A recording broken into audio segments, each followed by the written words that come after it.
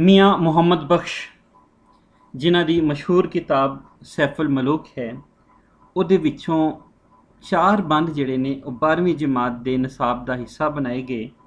ਉਹਦੇ ਵਿੱਚੋਂ 2 ਬੰਦ ਜਿਹੜੇ ਨੇ ਅਸੀਂ ਪਿਛਲੇ ਲੈਕਚਰ 'ਚ ਵੇਖੇ।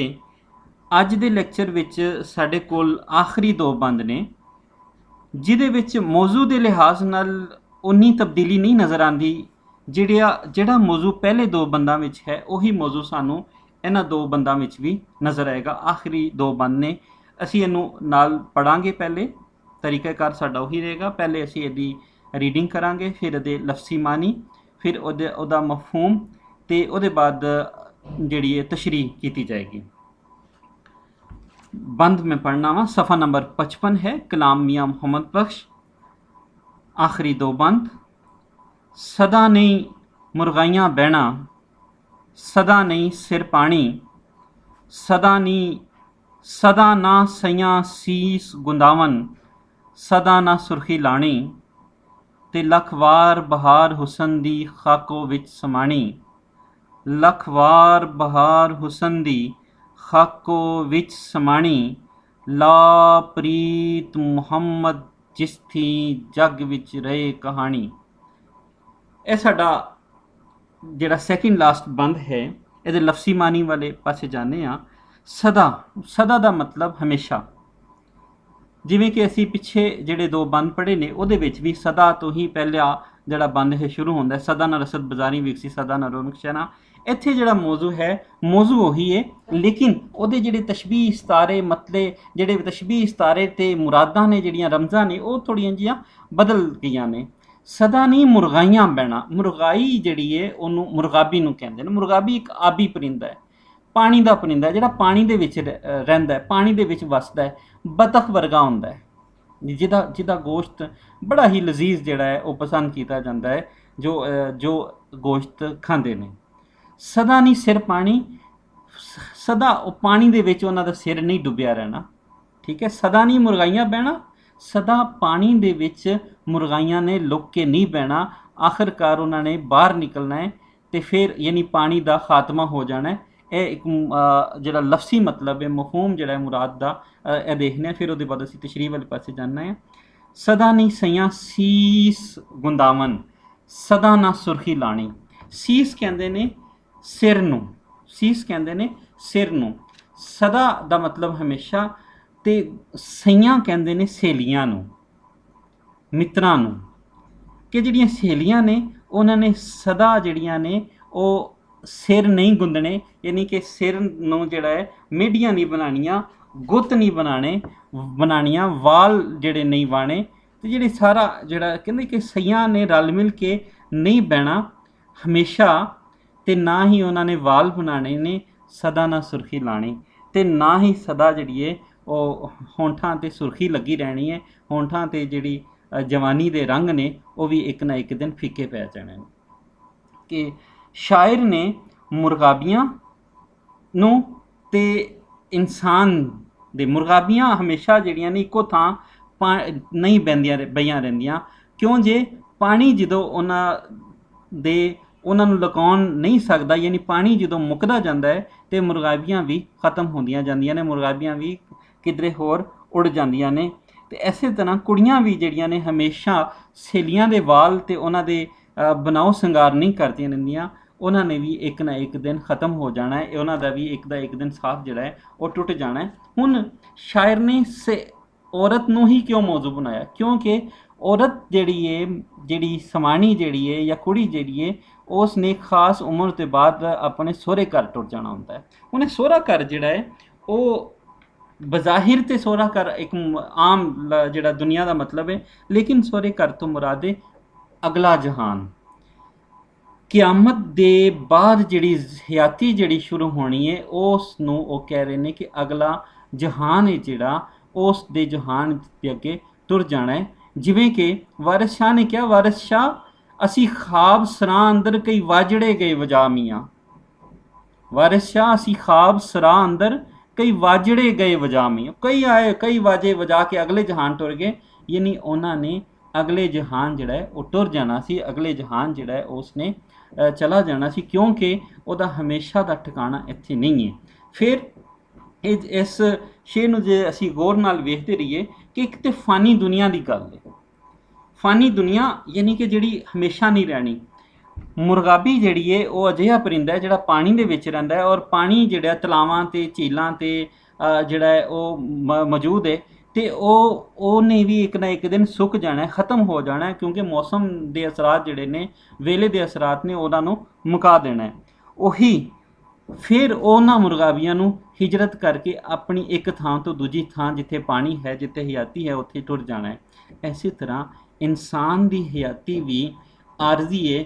ਉਸ ਨੇ ਵੀ ਇੱਕ ਖਾਸ ਵੇਲੇ ਤੋਂ ਬਾਅਦ ਆਪਣਾ ਇਲਾਕਾ ਛੱਡ ਕੇ, ਆਪਣਾ ਘਰ ਛੱਡ ਕੇ, ਆਪਣੀ ਦੁਨੀਆ ਛੱਡ ਕੇ ਅਗਲੀ ਦੁਨੀਆ ਵਾਲੇ ਪਾਸੇ ਸਫ਼ਰ ਕਰਨਾ ਹੁੰਦਾ ਹੈ। ਕਿਉਂ ਜੇ ਉਹਦੀ ਜ਼ਿੰਦਗੀ ਜਿਹੜੀ ਹੈ ਉਹ ਆਰਜ਼ੀ ਹੈ। ਇੱਥੋਂ ਜ਼ਿੰਦਗੀ ਦੇ ਆਰਜ਼ੀਪਨ ਦਾ ਵੀ ਜੇ ਸਾਨੂੰ ਸਬਕ ਮਿਲਿਆ ਕਿ ਅਸੀਂ ਇਸ ਆਰਜ਼ੀ ਜ਼ਿੰਦਗੀ ਦੇ ਵਿੱਚ ਜਿਹੜੇ ਦਿਲ ਨਾ ਲਈਏ, ਸਗੋਂ ਆਪਣੀ ਆਖਰਤ ਨੂੰ ਸੰਵਾਰਨ ਦਾ ਜਿਹੜਾ ਹੈ ਉਹ ਕੋਈ ਨਾ ਕੋਈ ਵਸੀਲਾ ਕਰੀਏ, ਕੋਈ ਨਾ ਕੋਈ ਹੀਲਾ ਕਰੀਏ, ਕਿਉਂਕਿ ਜੇ ਆਖਰਤ ਉਦੋਂ ਹੀ ਬਿਹਤਰ ਹੋਏਗੀ ਜਦੋਂ ਅਸੀਂ ਆਪਣੇ ਚੰਗੇ ਅਮਲਾਂ ਵਾਲੇ ਪਾਸੇ ਜਿਹੜੇ ਨੇ ਆਪਣੇ ਆਪ ਨੂੰ ਲੈ ਜਾਵਾਂਗੇ। ਜਿਵੇਂ ਕਿ ਸਾਈਂ ਅਬਦੁਲ ਗਫੂਰ ਹੋਰਾਂ ਨੇ ਆਖਿਆ, ਜ਼ਿੰਦਗੀ ਕੀ ਹੈ ਬਸ ਇੱਕ ਸਦਰਾਂ ਦਾ ਸਿਲਸਿਲਾ। ਇਹ ਹਯਾਤੀ ਜਿਹੜੀ ਹੈ ਉਹ ਸਦਰਾਂ ਦਾ ਸਿਲਸਿਲਾ, ਜਿਹੜੇ ਮੁੱਕਣ ਦਾ ਨਾਂ ਨਹੀਂ ਲੈਂਦੀ, ਜਿਹੜੇ ਇਨਸਾਨ ਨੂੰ ਅੱਗੇ ਤੋਂ ਅੱਗੇ ਜਿਹੜੇ ਨੇ ਉਹ ਖਾਹਿਸ਼ਾਂ ਤੋਂ ਖਾਹਿਸ਼ਾਂ ਜਿਹੜੀਆਂ ਨੇ ਉਹ ਜਨਮ ਦਿੰਦੀ ਰਹਿੰਦੀ। ਤੁਸੀਂ ਅਖੀਰਲੇ ਵੇਲੇ ਕਿਸੇ ਮਰਦੇ ਹੋਏ ਬੰਦੇ ਨੂੰ ਵੀ ਵੇਖੋ, ਉਹਦੀਆਂ ਅੱਖਾਂ ਵਿੱਚ ਵੀ ਸਦਰਾਂ ਹੋਣਗੀਆਂ, ਉਹਦੀਆਂ ਵੀ ਸਦਰਾਂ ਜਿਹੜੀਆਂ ਜੀਣ ਦੀਆਂ ਹੋਣਗੀਆਂ, ਆਪਣੀਆਂ ਸਦਰਾਂ ਨੂੰ ਹਾਸਲ ਕਰਨ ਦਾ ਹੋਏਗਾ। ਤੇ ਇਹੀ ਸਦਰਾਂ ਦਾ ਸਿਲਸਿਲਾ ਜਿਹੜਾ ਹੈ ਉਸ ਨੂੰ ਸਾਈਂ ਅਬਦੁਲ ਗਫੂਰ ਹੋਰੀ ਜਿਹੜੇ ਸ਼ੇਰ 'ਚ ਦੱਸਦੇ ਨੇ, ਇੱਕ ਮਿਸਰਾ ਤੁਹਾਨੂੰ ਸੁਣਾਇਆ, ਉਹਦਾ ਪੂਰਾ ਸ਼ੇਰ ਤੁਹਾਨੂੰ ਦੱਸਦਾ। ਜ਼ਿੰਦਗੀ ਕੀ ਹੈ ਬਸ ਇੱਕ ਸਦਰਾਂ ਦਾ ਸਿਲਸਿਲਾ, ਆਦਮੀ ਕੱਲਾ ਚੁਫੇਰੇ ਹਸਰਤਾਂ ਦਾ ਸਿਲਸਿਲਾ। ਕਿ ਹਸਰਤਾਂ, ਖਾਹਿਸ਼ਾਂ ਜਿਹੜੀਆਂ ਨੇ ਉਹ ਹਮੇਸ਼ਾ ਕਦੀ ਵੀ ਪੂਰੀਆਂ ਨਹੀਂ ਹੁੰਦੀਆਂ। ਉਹਦੇ ਖਾਹਿਸ਼ਾਂ ਜਿਹੜੀਆਂ ਨੇ ਉਹ ਅੱਗੇ ਤੋਂ ਅੱਗੇ ਜਨਮ ਲੈਂਦੀਆਂ ਰਹਿੰਦੀਆਂ ਨੇ, ਅੱਗੇ ਤੋਂ ਅੱਗੇ ਵੱਧਦੀਆਂ ਰਹਿੰਦੀਆਂ ਨੇ। ਸਦਾ ਨਹੀਂ ਸਈਆਂ ਸੀਸ ਕੁੰਦਾਵਨ, ਕਿ ਸਦਾ ਜਿਹੜੀਆਂ ਸਹੇਲੀਆਂ ਨੇ, ਸਹੇਲੀਆਂ ਦੇ ਨਾਲ ਇੱਥੇ ਸਾਨੂੰ ਪੰਜਾਬ ਦੀ ਉਹ ਰੀਤ ਵੀ ਨਜ਼ਰ ਆਉਂਦੀ ਹੈ, ਜਦੋਂ ਸਹੇਲੀਆਂ ਇਕੱਠੀਆਂ ਬਹਿ ਕੇ ਚਰਖਾ ਕਰਦੀਆਂ ਸਨ, ਜਿਹੜੀਆਂ ਮਾਈਆ ਗਾਉਂਦੇ ਸਨ, ਪੰਜਾਬ ਲੋਕ ਗੀਤ ਗਾਉਂਦੇ ਸੀ, ਕਿੱਕਲੀ ਪਾਉਂਦੀਆਂ ਸਨ ਤੇ ਗਿੱਧਾ ਪਾਉਂਦੀਆਂ ਸਨ। ਫਿਰ ਇੱਕ ਵੇਲਾ ਆਇਆ ਕਿ ਉਹਨਾਂ ਨੂੰ ਆਪਣੇ ਘਰ ਟੁਰ ਜਾਣਾ ਪਿਆ। ਉਹਨੇ ਆਪਣਾ ਘਰ ਜਿਹੜਾ ਹੈ ਉਹ ਅਗਲਾ ਜਹਾਨ ਹੈ, ਜਿੱਥੇ ਉਹਦੀ ਅਜ਼ਮਾਇਸ਼ ਹੈ, ਜਿੱਥੇ ਉਹਦੇ ਕੋਲ ਚੰਗੇ ਅਮਲ ਹੋਣਗੇ ਤੇ ਉਹ ਕਾਮਯਾਬ ਹੋਏਗੀ। ਇੱਕ ਐਸੀ ਫੋੜ, ਇੱਕ ਐਸੀ ਕੁਚੱਜੀ ਔਰਤ ਜਿਹੜੀ ਸਹੁਰੇ ਘਰ ਚਲੇ ਜਾਏ ਤੇ ਉਹਨੂੰ ਨਾ ਕੋਈ ਖਾਣਾ ਪਕਾਉਣਾ ਆਉਂਦਾ ਹੋਏ, ਨਾ ਰਹਿਣ ਸਹਿਣ ਦਾ ਵੱਲ ਹੋਵੇ, ਤੇ ਉਹ ਕਿਸ ਤਰ੍ਹਾਂ ਅਗਲੇ ਘਰ ਆਪਣੇ ਆਪ ਨੂੰ ਕਾਮਯਾਬ ਕਰੇਗੀ।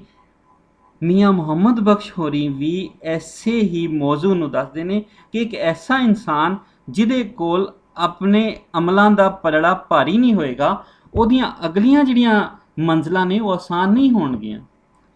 ਔਰ ਅਗਲੀਆਂ ਮੰਜ਼ਲਾਂ ਉਦੋਂ ਆਸਾਨ ਹੋ ਸਕਦੀਆਂ ਨੇ ਜਦੋਂ ਇਨਸਾਨ ਆਪਣੀ ਦੁਨੀਆ ਨੂੰ ਸੰਵਾਰਨ ਦਾ ਯਤਨ ਕਰੇ, ਚੰਗੇ ਅਮਲ ਕਰੇ, ਔਰ ਚੰਗੇ ਅਮਲ ਦੀ ਪ੍ਰੇਰਨਾ ਦੇ ਨਾਲ ਹੀ ਇਹ ਦੁਨੀਆ ਖੂਬਸੂਰਤ ਹੋ ਜਾਏਗੀ। ਜਿਸ ਇਨਸਾਨ ਦੀ ਦੁਨੀਆ ਚੰਗੇ ਅਮਲਾਂ ਨਾਲ ਭਰੀ ਜਾਏਗੀ ਤੇ ਉਹਦੀ ਆਖਰਤ ਜਿਹੜੀ ਹੈ, ਅਗਲਾ ਜਿਹੜਾ ਜਹਾਨ ਹੈ, ਉਹ ਵੀ ਚੰਗੇ ਅਮਲਾਂ ਨਾਲ ਜਿਹੜਾ ਹੈ ਉਹ ਬਿਹਤਰੀਨ ਹੋ ਜਾਏਗਾ, ਔਰ ਉਸ ਨੂੰ ਉਸ ਦੇ ਹਵਾਲੇ ਨਾਲ ਹੀ ਅਗਲੇ ਜਹਾਨ ਵਿੱਚ ਜੰਨਤ ਵਰਗੀ ਮੰਜ਼ਿਲ ਮਿਲੇਗੀ, ਜਿਸ ਦਾ ਸਬਕ ਸਾਨੂੰ ਮੀਆਂ ਮੁਹੰਮਦ ਬਖਸ਼ ਹੋਰੀ ਆਪਣੇ ਕਲਾਮ ਰਾਹੀਂ ਬਿਆਨ ਕਰਦੇ ਨੇ। ਦੂਸਰਾ ਸ਼ੇਰ ਹੈ ਇਸ ਬੰਦ ਦਾ, ਲੱਖ ਵਾਰ ਬਹਾਰ ਹੁਸਨ ਦੀ ਖਾਕੋ ਵਿੱਚ ਸਮਾਣੀ, ਲਾ ਪ੍ਰੀਤ ਮੁਹੰਮਦ ਜਿਸ ਥੀ ਜਗ ਵਿੱਚ ਰਹੇ ਕਹਾਣੀ। ਤੁਹਾਨੂੰ ਕੱਲ ਦੇ ਲੈਕਚਰ 'ਚ ਵੀ ਦੱਸਿਆ ਸੀ, ਹਾਏ ਇਹ ਪਰੀ ਚਿਹਰਾ ਲੋਗ, ਹਾਏ ਇਹ ਲੋਗ ਵੀ ਮਰ ਜਾਏਂਗੇ ਕਿਆ। ਕਿ ਹੁਸਨ ਜਿਹੜਾ ਹੈ ਉਹ ਆਰਜ਼ੀ ਹੈ। ਇਹ ਜਿਹੜਾ ਹੁਸਨ ਇੱਕ ਪਰਛਾਵਾਂ ਹੈ, ਇਹਨੇ ਢਲ ਜਾਣਾ ਹੈ।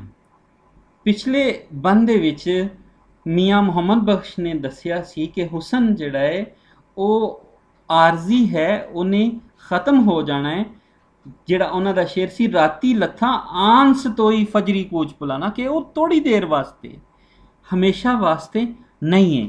ਫਿਰ ਤੁਹਾਨੂੰ ਬਾਬਾ ਫਰੀਦ ਦਾ ਜਿਹੜਾ ਸ਼ਲੋਕ ਹੈ ਉਹ ਲਾਜ਼ਮੀ ਯਾਦ ਕਰਨਾ ਚਾਹੀਦਾ ਹੈ ਕਿ ਜਿਸ ਦੇ ਵਿੱਚ ਉਹਨਾਂ ਨੇ ਇੱਕ ਐਸੇ ਹਸੀਨ ਇਨਸਾਨ ਦੇ ਪੂਰੀ ਜ਼ਿੰਦਗੀ ਦੱਸਤੀ, ਲੇਕਿਨ ਨਾਲ ਹੀ ਮੌਤ ਦੇ ਬਾਅਦ ਉਹਦੀ ਜ਼ਿੰਦਗੀ ਕੀ ਰੰਗ ਲੈ ਕੇ ਆਈ, ਮੌਤ ਦੇ ਬਾਅਦ ਉਹਦੀ ਜ਼ਿੰਦਗੀ ਦੇ ਵਿੱਚ ਕੀ ਤਬਦੀਲੀ ਆਈ, ਉਹ ਵੀ ਸਾਨੂੰ ਦੱਸਦੇ ਨੇ। ਉਹ ਸ਼ਲੋਕ ਹੈ, ਤੁਸੀਂ ਯਾਦ ਕਰ ਲੈਣਾ, ਇਸ ਨੂੰ ਬਹੁਤ ਅਹਿਮ ਹੈ। ਫਰੀਦਾ ਜਿਨ ਲੋਇਨ ਜਗ ਮੋਇਆ ਸੇ ਲੋਇਨ ਮੈਂ ਡਿਠ, ਫਰੀਦਾ ਜਿਨ ਲੋਇਨ ਮੈਂ ਫਰੀਦਾ ਜਿਨ ਲੋਇਨ ਜਗ ਮੋਇਆ ਸੇ ਲੋਇਨ ਮੈਂ ਡਿਠ, ਕਰਜਲ ਰੇਖ ਨਾ ਸਹਿੰਦੀਆਂ ਸਹਿ ਪੰਖੀ ਸੋਏ ਬਿਠ।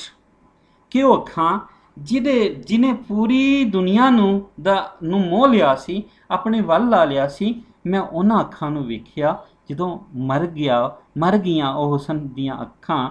ਤੇ ਫਿਰ ਕੱਜਲ, ਐਸੀਆਂ ਅੱਖਾਂ ਜਿਹਦੇ ਵਿੱਚ ਕੱਜਲ ਦੀ ਧਾਰੀ ਵੀ ਜਿਹੜੀ ਭਾਰੀ ਲੱਗਦੀ ਸੀ, ਉਹਨਾਂ ਅੱਖਾਂ ਦੇ ਵਿੱਚ ਮਰਨ ਦੇ ਬਾਅਦ ਪੰਛੀਆਂ ਨੇ ਬਿੱਠਾਂ ਕੀਤੀਆਂ ਹੋਈਆਂ ਨੇ। ਯਾਨੀ ਕਿ ਇਨਸਾਨੀ ਹਯਾਤੀ ਜਿਹੜੀ ਹੈ ਉਹ ਕਿਸ ਤਰ੍ਹਾਂ ਤਬਦੀਲ ਹੋ ਜਾਂਦੀ ਹੈ ਸਿਰਫ ਇੱਕ ਮੌਤ ਦੇ ਅਲਮੀਏ ਦੇ ਨਾਲ। ਮੌਤ ਜਿਹੜੀ ਹੈ ਉਸ ਨੂੰ ਤਬਾਹ ਬਰਬਾਦ ਕਰਕੇ ਰੱਖ ਦਿੰਦੀ ਹੈ, ਉਹਦੇ ਸਾਰੇ ਜਿਹੜੇ ਨੇ ਗਰੂਰ, ਫਖਰ, ਤਕੱਬੁਰ ਜਿਹੜੇ ਨੇ ਉਹ ਮੁਕਾ ਦਿੰਦੀ ਹੈ। ਲੱਖ ਹਜ਼ਾਰ ਬਹਾਰ ਹੁਸਨ ਦੀ, ਲੱਖ ਵਾਰ ਬਹਾਰ ਹੁਸਨ ਦੀ, ਕਿ ਜਿਹੜੀ ਹਜ਼ਾਰਾਂ ਜਿਹੜੀ ਤਾਦਾਦ ਵਿੱਚ ਹੁਸਨ ਦੀ ਜਿਹੜੀ ਬਹਾਰ ਹੈ, ਬਹਾਰ ਤੋਂ ਮੁਰਾਦ ਜ਼ਿੰਦਗੀ ਹੈ, ਰਨਾਈ ਹੈ, ਖੂਬਸੂਰਤੀ ਹੈ, ਆਲ ਦੁਆਲੇ ਦੀ ਹੁਸਨ ਦੀ ਖਾਕੋ, ਉਹਨੇ ਮਿੱਟੀ ਵਿੱਚ ਸਮਾ ਜਾਣਾ, ਖਾਕੋ ਵਿੱਚ ਸਮਾਣਾ, ਮਿੱਟੀ ਵਿੱਚ ਸਮਾਣਾ। ਔਰ ਮਿੱਟੀ ਵਿੱਚ ਜਦੋਂ ਸਮਾ ਜਾਏਗੀ, ਯਾਨੀ ਸਮਾ ਜਾਣਾ, ਤਬਾਹ ਬਰਬਾਦ ਹੋ ਜਾਣਾ, ਉਹਦੇ ਵਿੱਚ ਹੀ ਖਪ ਜਾਣਾ। ਲਾ ਪ੍ਰੀਤ, ਲਾ ਦਾ ਮਤਲਬ ਕਰ, ਪ੍ਰੀਤ ਮੁਹੱਬਤ, ਪ੍ਰੇਮ। ਮੁਹੰਮਦ ਜਿਸ ਦੀ ਜੱਗ ਵਿੱਚ ਰਹੀ ਕਹਾਣੀ, ਐਸੀ ਮੁਹੱਬਤ ਕਰ ਜਿਹਦੀ ਜੱਗ ਵਿੱਚ, ਦੁਨੀਆ ਵਿੱਚ ਕਹਾਣੀ ਰਵੇ। ਹੁਣ ਇੱਥੇ ਮੀਆਂ ਮੁਹੰਮਦ ਬਖਸ਼ ਹੋਰੀ ਮਜਾਜ਼ੀ ਇਸ਼ਕ ਤੇ ਇਸ਼ਕੇ ਹਕੀਕੀ ਦਾ ਜਿਹੜਾ ਫਲਸਫਾ ਹੈ ਉਹ ਵੀ ਦੱਸ ਰਹੇ ਨੇ।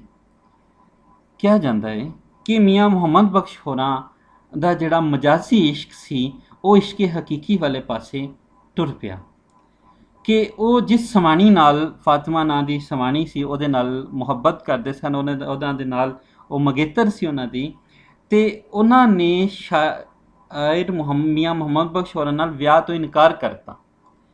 ਇਹ ਬੜੇ ਕਰਬ ਤੇ ਤਕਲੀਫ ਦੀ ਜਿਹੜੀ ਉਹ ਘੜੀ ਸੀ, ਕਿਉਂਕਿ ਆਪ ਨੇ ਗਿਲਹੜ ਦਾ ਮਰਜ਼ ਸੀ। ਗਿਲਹੜ ਜਿਹੜੀ ਹੈ ਆਇਓਡੀਨ ਦੀ ਕਮੀ ਦੇ ਨਾਲ ਬਹੁਤ ਜ਼ਿਆਦਾ ਜਿਹੜਾ ਹੈ ਉਹ ਧੌਣ ਜਿਹੜੀ ਹੈ ਫੁੱਲ ਜਾਂਦੀ ਹੈ। ਔਰ ਉਸ ਵੇਲੇ ਲਾ ਇਲਾਜ ਸੀ, ਤੁਸੀਂ ਹਿਸਾਬ ਲਾ ਲਓ ਕਿ ਉਹ ਜਿਹੜਾ ਵੇਲਾ ਹੈ 1830 ਤੇ 1907 ਦਾ ਜਿਹੜਾ ਵੇਲਾ ਹੈ, ਜਿਹੜਾ ਆਪਨੇ ਗੁਜ਼ਾਰਿਆ, ਉਹ ਬੜੀ ਕਰਬ ਦਾ ਜਿਹੜਾ ਵੇਲਾ ਸੀ। ਆਪ ਨੇ ਇਸ਼ਕੇ ਮਜਾਜ਼ੀ ਦਾ ਜਿਹੜਾ ਬੀਜ ਸੀ ਉਹ ਅਜਿਹਾ ਪੁੰਗਰਿਆ ਕਿ ਉਹ ਇਸ਼ਕੇ ਹਕੀਕੀ ਦੀਆਂ ਰਮਜ਼ਾਂ ਵਾਲੇ ਪਾਸੇ ਤੁਰ ਗਿਆ, ਤੇ ਉਹ ਆਪ ਨੇ ਤਸਵੁਫ ਦੀਆਂ ਮੰਜ਼ਲਾਂ ਤੈਅ ਕਰ ਲਈਆਂ। ਤੇ ਸੈਫੁਲ ਮਲੂਕ ਵਰਗਾ ਸ਼ਾਹਕਾਰ ਜਿਹੜਾ ਹੈ ਉਹ ਆਪਣੀ ਜਵਾਨੀ ਦੀ ਉਮਰ ਵਿੱਚ, 32-33 ਵਰਿਆਂ ਦੀ ਉਮਰ ਦੇ ਵਿੱਚ ਉਹਨਾਂ ਨੇ ਉਹ ਤਖਲੀਕ ਕੀਤਾ। ਤੇ ਫਿਰ ਉਹ ਜਿਹੜੀ ਤਖਲੀਕ ਕੀਤੀ, ਜਿਹੜਾ ਉਹਨਾਂ ਨੇ ਹੁਸਨ ਦੇਖੇ, ਜਿਹੜੇ ਆਲ ਦੁਆਲੇ ਰਨਾਈਆਂ ਵੇਖੀਆਂ, ਉਹ ਟਲਦੀਆਂ ਵੀ ਵੇਖੀਆਂ। ਜਿਹੜੇ ਲੱਖਵਾਰ ਬਹਾਰ ਹੁਸਨ ਦੀ ਖਾਕੋ ਵਿੱਚ, ਮਜਾਜ਼ੀ ਇਸ਼ਕ ਨਾਲ ਵੀ ਅਸੀਂ ਇਹਨੂੰ ਉਧਰ ਵੇਖੀਏ ਕਿ ਉਹ ਇੱਕ ਨਾ ਇੱਕ ਦਿਨ ਹਰ ਹੁਸਨ ਨੇ ਵੀ ਟਲ ਜਾਣਾ ਹੈ, ਮੁੱਕ ਜਾਣਾ ਹੈ, ਮਰ ਜਾਣਾ ਹੈ, ਮਿਟ ਜਾਣਾ ਹੈ। ਯਾਨੀ ਹਰ ਹੁਸਨ ਜਿਹੜਾ ਹੈ ਉਹ ਜਿਹੜਾ ਜਵਾਨੀ ਦਾ ਹੈ, ਉਹ ਖੂਬਸੂਰਤੀ ਹੈ, ਰਨਾਈ ਹੈ, ਉਸ ਨੂੰ ਵੀ ਜ਼ਵਾਲ ਆ ਜਾਣਾ ਹੈ। ਫਰੀਦਾ ਤਨ ਸੁੱਕਾ ਪਿੰਜਰ ਥੀਆ, ਜਦੋਂ ਤਨ ਸੁੱਕ ਗਿਆ ਤੇ ਪਿੰਜਰ ਹੋ ਗਿਆ। ਤਲੀਆਂ ਖੁੰਡੇ ਕਾਗ, ਤਲੀਆਂ ਉੱਤੇ ਕਾਗ ਜਿਹੜੇ ਨੇ ਖੁੰਗਾ ਮਾਰਨ ਲੱਗ ਪਏ, ਠੁੰਗੇ ਮਾਰਨ ਲੱਗ ਪਏ। ਫਰੀਦਾ ਤਨ ਸੁੱਕਿਆ ਪਿੰਜਰ ਥੀਆ, ਪਿੰਜਰ ਹੋ ਗਿਆ। ਤਲੀਆਂ ਖੁੰਡੇ ਕਾਗ, ਤੁਹਾਨੂੰ ਕੱਲ ਵੀ ਦੱਸਿਆ ਸੀ ਕਿ ਕੋਈ ਇੱਕ ਵੇਲਾ ਅਜਿਹਾ ਹੁੰਦਾ ਹੈ ਕਿ ਪੰਜਾਬ ਦਾ ਗੱਭਰੂ ਕਸੁੰਨ ਮਾਰ ਕੇ ਮੱਝ ਮਾਰ ਦਿੰਦਾ ਹੈ, ਤੇ ਕਈ ਵੇਲਾ ਅਜਿਹਾ ਹੁੰਦਾ ਹੈ ਕਿ ਉਹ ਇੱਕ ਚਮਚ ਪਾਣੀ ਵੀ ਨਹੀਂ ਪੀ ਸਕਦਾ। ਇੱਕ ਵੇਲਾ ਹੈ ਇਨਸਾਨ ਦੇ ਹੱਥ ਜਿਹੜੇ ਨਾ, ਕਿ ਜਿਹੜਾ ਜੇ 100 ਵਰਿਆਂ ਵੀ ਜਿਉਣਾ ਤਨ ਹੋ ਸਿੱਖੇ, ਕਿ ਜੇ 100 ਵਰੇ ਵੀ ਜਿਉਣਾ ਹੈ ਤੇ ਫਿਰ ਵੀ ਆਖਿਰਕਾਰ ਮੌਤ ਨੇ ਉਸ ਨੂੰ ਗਲੇ ਲਾਣਾ ਹੀ ਲਾਣਾ ਹੈ। ਕੁੱਲੂ ਨਫਸੀ ਜ਼ਾਇਕਤੁਲ ਮੌਤ, ਕਿ ਕੁਰਾਨ ਪਾਕ ਦੇ ਵਿੱਚ ਵੀ ਆਇਤ ਹੈ ਕਿ ਹਰ ਨਫਸ ਨੇ ਮੌਤ ਦਾ ਜ਼ਾਇਕਾ ਚੱਖਣਾ ਹੀ ਚੱਖਣਾ ਹੈ। ਐਸੇ ਲਈ ਲਾ ਪ੍ਰੀਤ ਮੁਹੰਮਦ ਜਿਸ ਦੀ ਕਿ ਅਜਿਹਾ ਇਸ਼ਕ ਕਰ, ਅਜਿਹੀ ਪ੍ਰੀਤ ਲਾ ਜਿਸ ਦੀ ਜੱਗ ਵਿੱਚ ਰਹੀ ਕਹਾਣੀ। ਹੁਣ ਅਜਿਹਾ ਇਸ਼ਕ ਕੀ ਸੀ? ਅਜਿਹਾ ਇਸ਼ਕ ਜਿਹੜਾ ਹੈ ਉਹ ਮੀਆਂ ਮੁਹੰਮਦ ਬਖਸ਼ ਵਰਗਾ ਸੂਫੀ ਦੱਸਦਾ ਹੈ। ਕੀ ਦੱਸਦਾ ਹੈ? ਇਸ਼ਕ ਹਕੀਕੀ, ਆਪਣੇ ਰੱਬ ਦੇ ਨਾਲ ਮਿਲਣ ਦੀ ਤੜਪ, ਆਪਣੇ ਰੱਬ ਦੇ ਨਾਲ ਵਸਲ ਦੀ ਤੜਪ, ਔਰ ਆਪਦੇ ਕੋਲ ਹੀ ਜਿਹੜਾ ਫਲਸਫਾ ਹੈ ਤਸਵੁਫ ਦਾ, ਉਹਦੇ ਵਿੱਚ ਹੀ ਕਹਿੰਦੇ ਨੇ ਇਸਤਗਨਾ ਤੋਂ ਮੁਰਾਦ ਹੈ ਹਰ ਪਾਸਿਓਂ ਬੇਨਿਆਜ਼ ਹੋ ਜਾਣਾ, ਨਾ ਚੰਗੀ ਤੇ ਇਤਰਾਣਾ, ਨਾ ਮੰਦੀ ਤੇ ਘਬਰਾਣਾ। ਫਿਰ ਉਹ ਕਹਿੰਦੇ ਨੇ, ਫਿਰ ਉਹ ਆਪਣੇ ਰੱਬ ਦੇ ਇਸ਼ਕ ਵਿੱਚ ਅਜੇ ਮਹਿਵ ਇਹ ਜਿਹੇ ਮਸਰੂਫ ਹੁੰਦੇ ਨੇ ਕਿ ਉਹਨਾਂ ਨੂੰ ਆਪਣੇ ਰੱਬ ਤੋਂ ਇਲਾਵਾ ਹੋਰ ਕੋਈ ਨਜ਼ਰ ਹੀ ਨਹੀਂ ਆਉਂਦਾ। ਮੀਆਂ ਮੁਹੰਮਦ ਬਖਸ਼ ਹੋਰਾਂ ਦਾ ਹੀ ਇੱਕ ਸ਼ੇਰ ਜਿਹੜਾ ਹੁਸਨ ਦੇ ਹਵਾਲੇ ਨਾਲ ਹੈ, ਉਹਦਾ ਹਵਾਲਾ ਤੁਸੀਂ ਜ਼ਰੂਰ ਦੇਣਾ। ਮਾਨ ਨਾ ਕਰੀਏ ਰੂਪ ਕਨੇ ਦਾ, ਵਾਰਿਸ ਕੌਣ ਹੁਸਨ ਦਾ। ਮਾਨ ਨਾ ਕਰੀਏ ਰੂਪ ਕਨੇ ਦਾ, ਵਾਰਿਸ ਕੌਣ ਹੁਸਨ ਦਾ। ਸਦਾ ਨਾ ਰਹਿਸਨ ਸ਼ਾਖਾਂ ਹਰੀਆਂ, ਸਦਾ ਨਾ ਫੁੱਲ ਚਮਨ ਦਾ। ਸਦਾ ਨਾ ਰਹਿਸਨ ਸ਼ਾਖਾਂ ਹਰੀਆਂ, ਸਦਾ ਨਾ ਫੁੱਲ ਚਮਨ ਦਾ। ਕਿ ਮੀਆਂ ਮੁਹੰਮਦ ਬਖਸ਼ ਦੇ ਇਸ ਸ਼ੇਰ ਦਾ ਥੋੜ੍ਹਾ ਜਿਹਾ ਮਫਹੂਮ ਵੇਖ ਲਓ ਕਿ ਮਾਨ ਨਾ ਕਰੀਏ ਇਸ ਬਹੁਤ ਖੂਬਸੂਰਤੀ ਦਾ, ਇਹਦਾ ਕੋਈ ਵਾਰਸ ਨਹੀਂ ਹੈ। ਹਮੇਸ਼ਾ ਜਿਵੇਂ ਹਰੀਆਂ ਸ਼ਾਖਾਂ ਨਹੀਂ ਰਹਿੰਦੀਆਂ ਔਰ ਨਾ ਹੀ ਬਾਗਾਂ ਦੇ ਵਿੱਚ ਫੁੱਲ ਖਿਲੇ ਰਹਿੰਦੇ ਨੇ, ਉਹਨਾਂ ਨੇ ਵੀ ਇੱਕ ਦਿਨ ਖ਼ਤਮ ਹੋ ਜਾਣਾ ਹੁੰਦਾ ਹੈ। ਇਸੇ ਤਰ੍ਹਾਂ ਸਾਡੀ ਹਯਾਤੀ ਵੀ ਜਿਹੜੀ ਹੈ ਉਹ ਖ਼ਤਮ ਹੋ ਜਾਣੀ ਹੁੰਦੀ ਹੈ। ਇਸ ਲਈ ਕਿਸੇ ਤਰ੍ਹਾਂ ਵੀ ਮਾਣ, ਤਕੱਬੁਰ, ਫਖਰ ਵਾਲੀ ਗੱਲ ਜਿਹੜੇ ਉਹ ਸਾਡੀ ਜ਼ਿੰਦਗੀ ਵਿੱਚ ਨਹੀਂ ਆਉਣੀ ਚਾਹੀਦੀ। ਦੂਜਾ ਜਿਹੜਾ ਬੰਦ ਹੈ, ਅਸੀਂ ਹੁਣ ਉਹਦੇ ਵਾਲੇ ਪਾਸੇ ਆਉਂਦੇ ਹਾਂ। ਮਗਰ ਸ਼ਿਕਾਰੀ ਕਰੇ ਤਿਆਰੀ, ਬਾਹਰ ਚਰਿੰਦੀਆਂ ਹਰਨਾ। ਮਗਰ ਸ਼ਿਕਾਰੀ ਕਰੇ ਤਿਆਰੀ, ਬਾਹਰ ਚਰਿੰਦੀਆਂ ਹਰਨਾ। ਜੋ ਚੜਿਆ ਉਸ ਟੈਣਾ ਓੜਕ, ਜੋ ਜੰਮਿਆ ਉਸ ਮਰਨਾ। ਜੋ ਚੜਿਆ ਉਸ ਟੈਣਾ ਓੜਕ, ਜੋ ਜੰਮਿਆ ਉਸ ਮਰਨਾ। ਲੋਈ ਲੋਈ ਭਰ ਲੈ ਕੁੜੀਏ, ਜੇ ਤੁਧ ਪਾਂਡਾ ਭਰਨਾ। ਸ਼ਾਮ ਪਈ ਬਿਨ ਸ਼ਾਮ ਮੁਹੰਮਦ, ਕਰ ਜਾਂਦੀ ਨੇ ਡਰਨਾ, ਕਰ ਜਾਂਦੀ ਨੇ ਡਰਨਾ। ਇਹ ਜਿਹੜਾ ਸਾਡੇ ਸਿਲੇਬਸ ਦੇ ਵਿੱਚ ਆਖਰੀ ਬੰਦ ਹੈ, ਮੌਜੂ ਤੇ ਇਹਦਾ ਵੀ ਹਯਾਤੀ ਹੈ, ਮੌਤ ਹੈ, ਇਖਲਾਕੀਆਤ ਹੈ, ਦੁਨੀਆਦਾਰੀ ਤੋਂ ਪਰਹੇਜ਼ ਹੈ, ਆਖਰਤ ਨੂੰ ਸੰਵਾਰਨ ਦਾ ਦਰਸ ਹੈ ਔਰ ਬੜੇ ਹੀ ਸਾਦਾ ਅੰਦਾਜ਼ ਨਾਲ ਬਿਆਨ ਕੀਤਾ ਗਿਆ ਹੈ। ਪਰ ਇਹਦੇ ਵਿੱਚ ਕਈ ਮਤਲਬ ਜਿਹੜੇ ਨੇ ਉਹ ਕੱਢੇ ਜਾ ਸਕਦੇ ਨੇ। ਮੌਤ ਦਾ ਜਿਹੜਾ ਤਸੱਵੁਰ ਹੈ ਉਹ ਬਹੁਤ ਜ਼ਿਆਦਾ ਡੋਮੀਨੇਟ ਕਰਦਾ ਪਿਆ ਹੈ। ਮੌਤ ਜਿਹੜੀ ਹੈ ਹਯਾਤੀ ਨੂੰ ਮਕਸਦ ਦੇ ਜਾਂਦੀ ਹੈ। ਮੌਤ ਜਿਹੜੀ ਹੈ ਹਯਾਤੀ ਦਾ ਰਾਹ ਸਿੱਧਾ ਕਰ ਦਿੰਦੀ ਹੈ। ਜਿਸ ਨੇ ਮੌਤ ਨੂੰ ਹਾਸਲ ਕਰ ਲਿਆ, ਯਾਨੀ ਜਿਸ ਨੇ ਮੌਤ ਦੇ ਮਤਲਬ ਨੂੰ ਹਾਸਲ ਕਰ ਲਿਆ, ਜਿਹਨੇ ਮੌਤ ਨੂੰ ਸਮਝ ਲਿਆ, ਉਹਨੇ ਆਪਣੀ ਜੀਵਨ ਦੇ ਅਸਲ ਨੂੰ ਸਮਝ ਲਿਆ ਕਿ ਆਪਣਾ ਜਿਹੜਾ ਜੀਵਨ ਹੈ ਉਹ ਕੀ ਹੈ, ਉਹਦਾ ਜੀਵਨ ਜਿਹੜਾ ਹੈ ਉਹ ਕਿਵੇਂ ਹੋਏਗਾ। ਮਗਰ ਸ਼ਿਕਾਰੀ ਕਰੇ ਤਿਆਰੀ, ਬਾਹਰ ਚਰਿੰਦੀਆਂ ਹਰਨਾ। ਹੁਣ ਸ਼ਿਕਾਰੀ ਤੋਂ ਮੁਰਾਦ ਇੱਥੇ ਕੀ ਹੈ? ਸ਼ਿਕਾਰੀ ਜਿਹੜਾ ਸ਼ਿਕਾਰ ਕਰਨ ਵਾਲਾ ਹੈ, ਜਿਹੜਾ ਜੰਗਲ ਵਿੱਚ ਤੁਰਦੇ ਫਿਰਦੇ ਪੰਛੀਆਂ ਦਾ, ਜਨੌਰਾਂ ਦਾ ਸ਼ਿਕਾਰ ਕਰਦਾ ਹੈ, ਉਹ ਸ਼ਿਕਾਰੀ ਹੈ। ਔਰ ਬਾਹਰ ਕਹਿੰਦੇ ਨੇ ਜੰਗਲ ਨੂੰ, ਬਿਆਬਾਨ ਸਹਿਰਾ ਵਾਲੇ ਇਲਾਕੇ ਨੂੰ ਬਾਹਰ ਕਹਿੰਦੇ ਨੇ। ਮਗਰ ਸ਼ਿਕਾਰੀ ਕਰੇ ਤਿਆਰੀ, ਬਾਹਰ ਚਰਿੰਦੀਆਂ ਹਰਨਾ।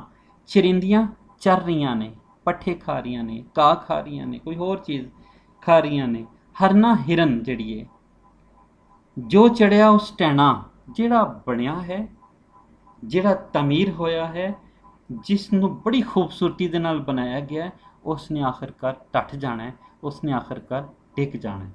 ਟੱਠਿਆ ਜੋ ਜੰਮਿਆ, ਜੋ ਚੜਿਆ ਉਸ ਟੈਣਾ, ਟੈਣਾ ਤੋਂ ਬਾਅਦ ਡਿੱਗ ਜਾਣਾ, ਟਾ ਜਾਣਾ ਆਖਿਰਕਾਰ। ਔਰ ਓੜਕ, ਓੜਕ ਤੋਂ ਮੁਰਾਦ ਹੈ ਆਖਿਰਕਾਰ, ਐਟ ਲਾਸਟ। ਆਖਿਰਕਾਰ ਉਸਨੇ ਜੋ ਜੰਮਿਆ, ਜਿਹੜਾ ਜੰਮਿਆ ਹੈ, ਉਹਨੇ ਮਰਨਾ ਤੇ ਹੈ।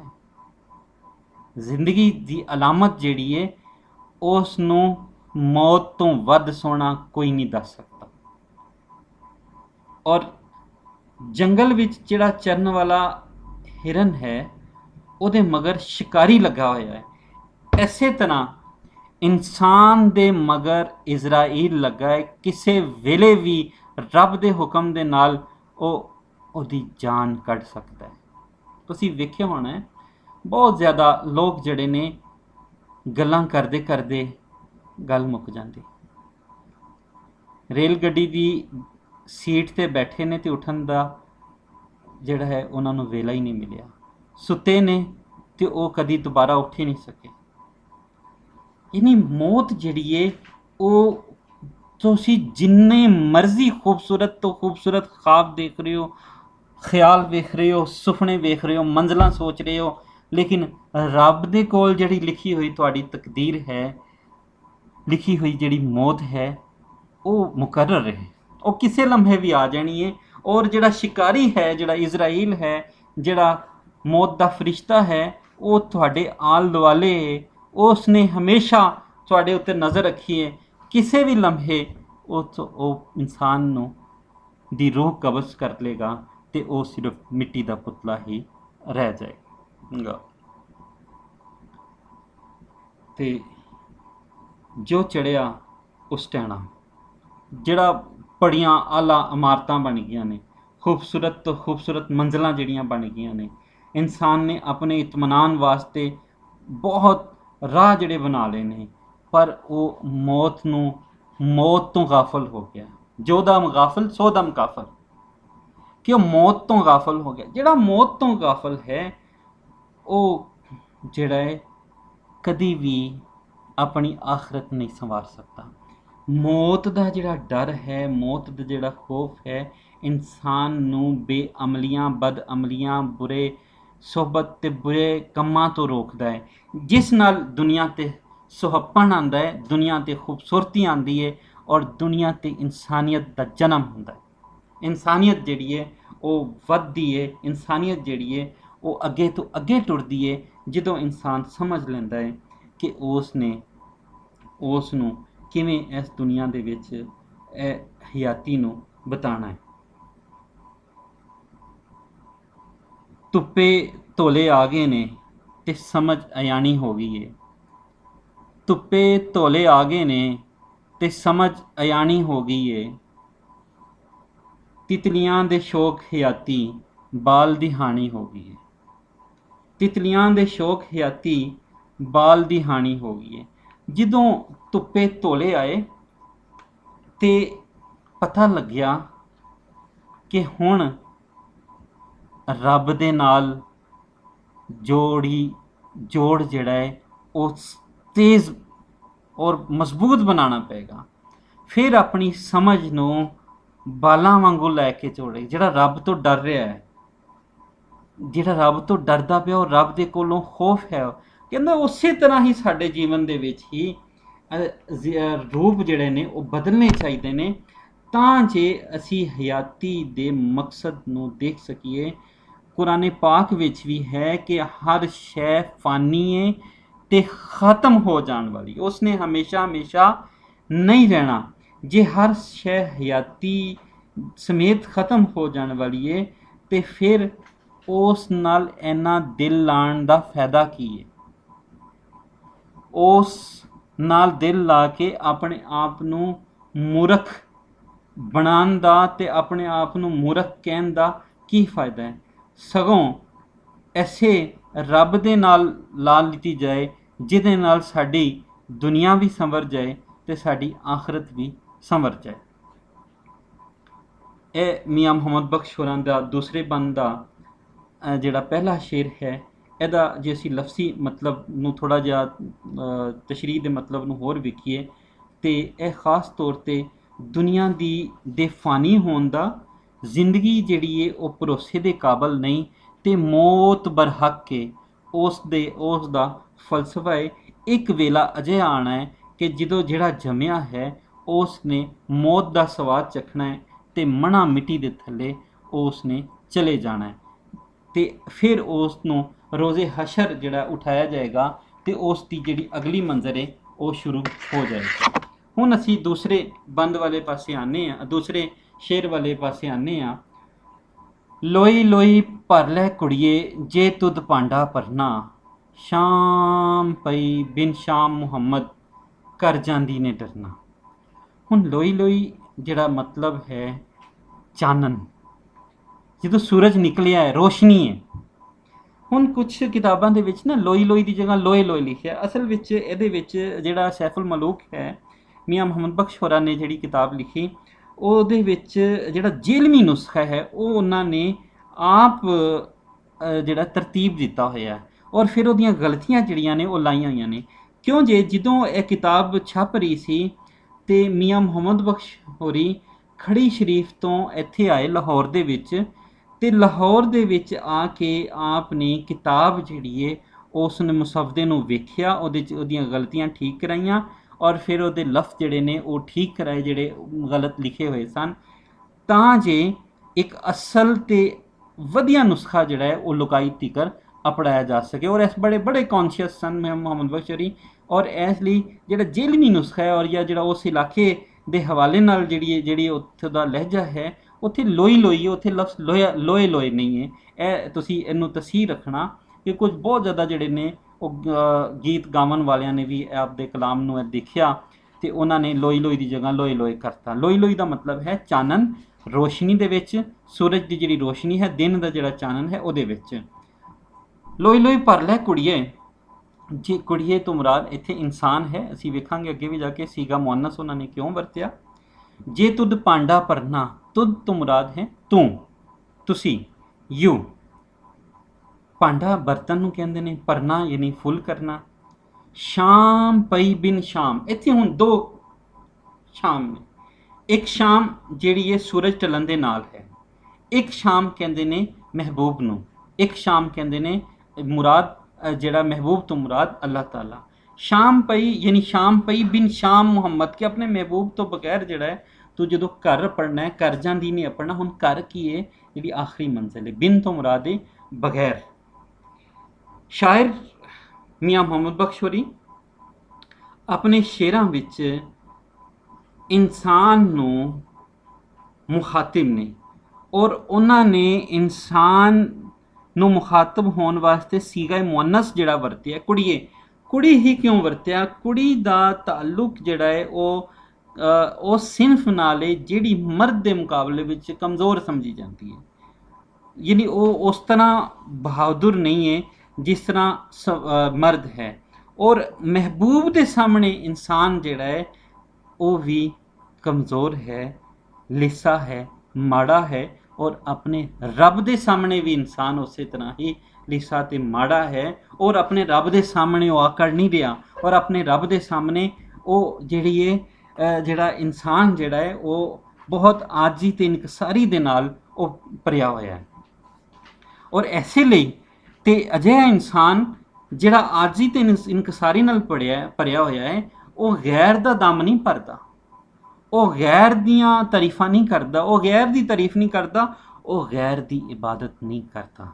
ਉਹਦਾ ਮਾਬੂਦ ਜਿਹੜਾ ਹੈ ਉਹ ਇੱਕੋ ਹੈ, ਉਹ ਅੱਲਾਹ ਤਾਲਾ ਹੈ।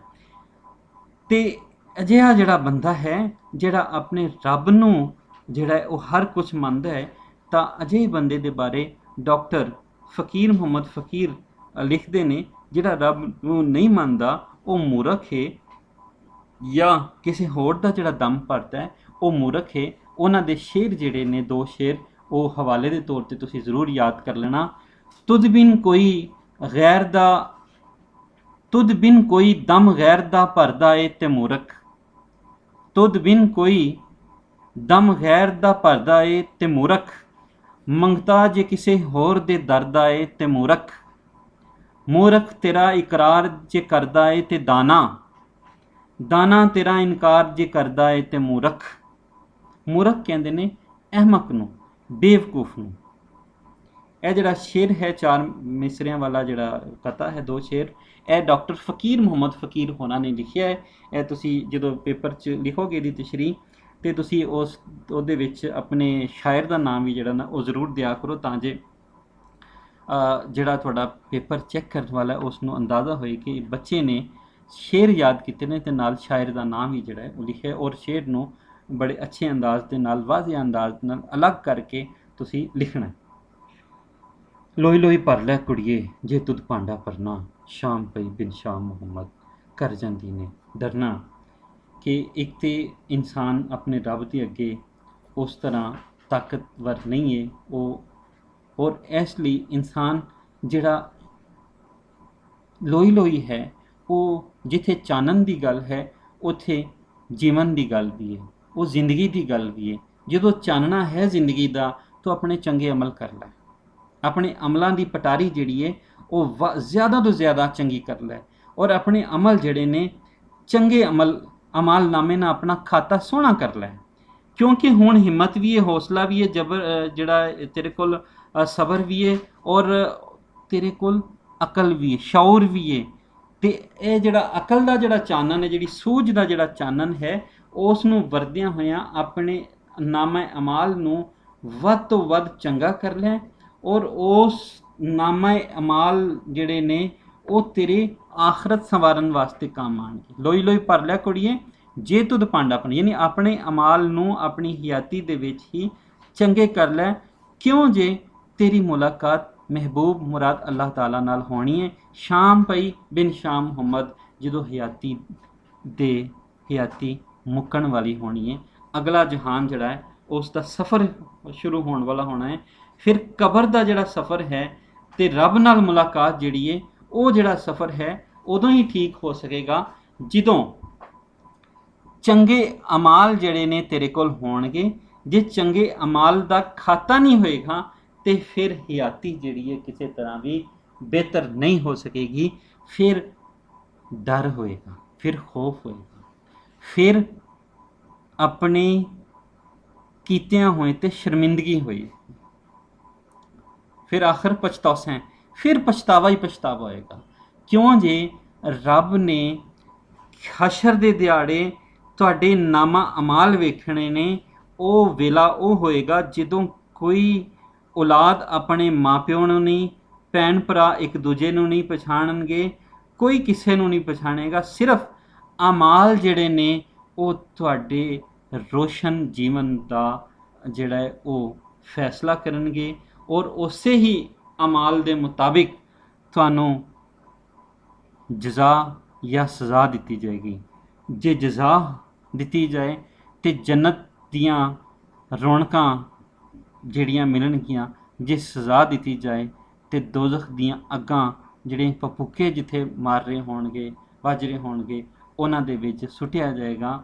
ਔਰ ਇਨਸਾਨ ਜਿਹੜਾ ਹੈ ਉਹ ਹਯਾਤੀ ਨੂੰ ਹਮੇਸ਼ਾ ਹਮੇਸ਼ਾ ਜਿਹੜਾ ਹੈ ਉਹਦੇ ਵਿੱਚ ਚੰਗੇ ਅਮਲ ਨਾ ਕਰਨ ਨੂੰ ਪਛਤਾਵਾ ਉਹਦੇ ਕੋਲ ਰਹਿ ਜਾਏਗਾ। ਔਰ ਐਸੀ ਪਛਤਾਵੇ ਤੋਂ ਬਚਣ ਵਾਸਤੇ ਮੀਆਂ ਮੁਹੰਮਦ ਬਖਸ਼ ਹੋਰੀ ਆਪਣੇ ਇਨਸਾਨਾਂ ਨੂੰ ਆਪਣੇ ਅਮਲ ਚੰਗੇ ਕਰਨ ਦਾ ਦਰਸ ਦੇ ਰਹੇ ਨੇ, ਔਰ ਆਪਣੇ ਅਮਾਲ ਦਾ ਜਿਹੜਾ ਖਾਤਾ ਹੈ ਉਹ ਵਧਾਉਣ ਦਾ, ਚੰਗੇ ਅਮਾਲ ਜਿਹੜੇ ਨੇ ਵਧਾਉਣ ਦਾ ਯਤਨ ਕਰਨ ਦਾ ਦੱਸ ਰਹੇ ਨੇ, ਤਾਂ ਜੋ ਉਹਦੀ ਹਯਾਤੀ ਜਿਹੜੀ ਹੈ ਉਹ ਵੀ ਕਾਮਯਾਬ ਹੋ ਜਾਏ ਅਤੇ ਅਗਲੇ ਜਹਾਨ ਦੀਆਂ ਮੰਜ਼ਲਾਂ ਵੀ ਉਸ ਦੀਆਂ ਆਸਾਨ ਹੋ ਜਾਣ। ਇਹ ਅੱਜ ਸਾਡੇ ਕੋਲ ਮੀਆਂ ਮੁਹੰਮਦ ਬਖਸ਼ ਹੋਰਾਂ ਦਾ ਜਿਹੜਾ ਸਬਕ ਹੈ ਸੀ, ਕਲਾਮ ਮੀਆਂ ਮੁਹੰਮਦ ਬਖਸ਼, ਉਹ ਮੁਕੰਮਲ ਹੁੰਦਾ ਹੈ। ਤੁਸੀਂ ਇਹਦੇ ਵਿੱਚੋਂ ਜਿਹੜੇ ਸਵਾਲ ਨੇ ਉਹ ਦੇਖ ਲੈਣਾ, ਉਹਦੀ ਤਸ਼ਰੀਹ ਖਾਸ ਤੌਰ 'ਤੇ ਤੁਸੀਂ ਇਹਨੂੰ ਯਾਦ ਕਰੋ ਅਤੇ ਆਪਣਾ ਬਹੁਤ ਸਾਰਾ ਖਿਆਲ ਰੱਖੋ। ਜ਼ਿੰਦਗੀ ਰਹੀ ਤੇ ਅਗਲੇ ਲੈਕਚਰ 'ਚ ਮਿਲਦੇ ਹਾਂ।